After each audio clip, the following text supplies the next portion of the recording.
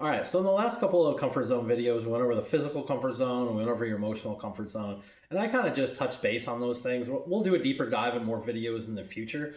So with this video, what I wanted to go over was your spiritual comfort zone. And this, I actually believe, can be one of the most difficult. The physical one, I think, is a lot of the times is a psychological barrier that makes it tough to overcome the physical. I mean, yes, there are certain physical barriers and limitations that we just can't get around, but I think a lot of that tends to be psychological when it comes to the physical stuff. Like even going barefoot, someone who's never gone barefoot will think about that and really freak out and be like, I don't know if I can do that. That'd be crazy on my feet.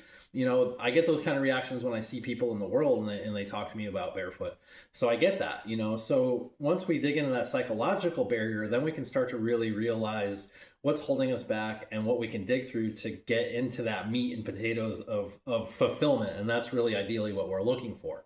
So when it comes to the spiritual comfort zone, I think we can really easily see in today's world that it's really easy to fall into a comfort zone. We look at religion, we look at modern religion, we look, there's three main religions that take up most of the world. And as we go into 4, 5, and 6, that encompasses just about everybody. So what I think happens a lot of times with the spiritual comfort zone is we don't really want to take the time to think about what happens after we die. We're just like, well, I want to get on living. So if I just find a belief and just stick to that belief, then I don't ever have to worry about facing my own mortality. And then I can just go on living my day to day.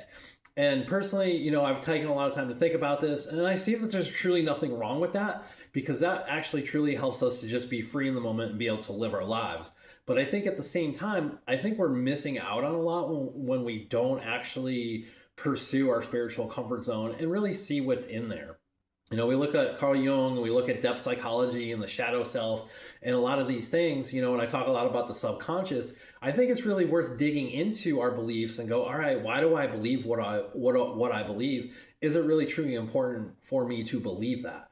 And one of the things we can see is we have all these groups of people that have their beliefs and their group beliefs, and a lot of those beliefs are counter to the other group. And what's happening is it's causing a kind of conflict in this world. So I think ideally what's happening is when we choose the comfort zone over the people around us, I think we're kind of losing something there. So when we look at the spiritual comfort zone, when we look at religion, I think it's a great place to start.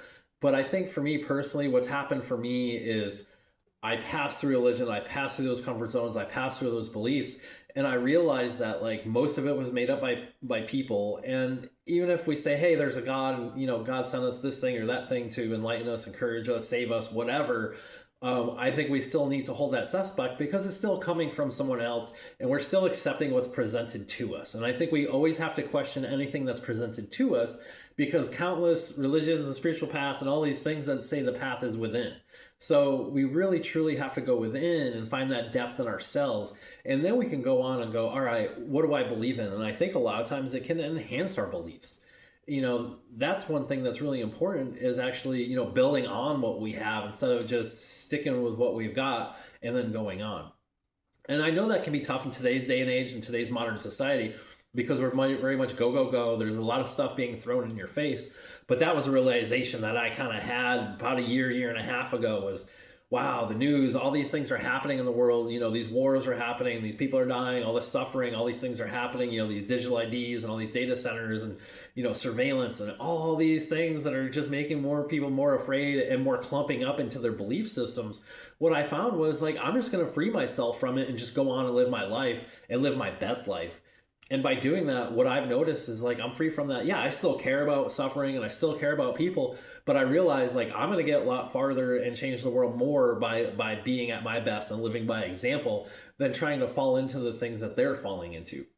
And I know that when we start to dig into belief systems, that's a really gray area because it's tough. We have people that are really entrenched in their beliefs. This country has a lot of religious values about it that have been entrenched for a very long time too, and it's really easy to go with the flow and go with what the group is doing. And I think that's another form of spiritual comfort zone right there. Is when we grow up in a family and they go to church or whatever, and we just go along and we just spend our whole lives going with it, and we never really truly question. And I think that's really what we do need to do.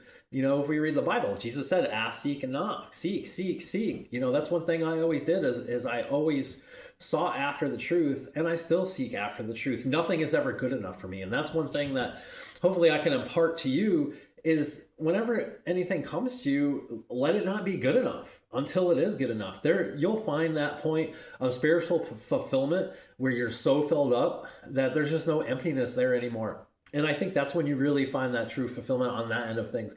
And that will actually open up more energy for you to do more in other parts of your life. Like I was doing street ministry for a while.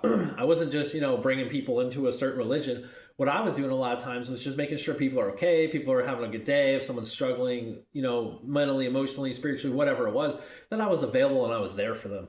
And I grew a lot from that, but I learned a lot, and I learned that it's okay to just get out there and just give and just help people a smile. It's really that simple. But what that allowed me to do was give up a lot of the things inside of me that were negative or hateful or just, less than integral. I didn't have the integrity that I really wanted out there. And by being out there, it really helped build that integrity. Now I have a very firm foundation that I stand on spiritually because that heart that's always been in me, that compassion for people, I finally let it out. I was holding it back for so long. Society and the world and all these things got to me and pressures. And finally, I just said, enough is enough.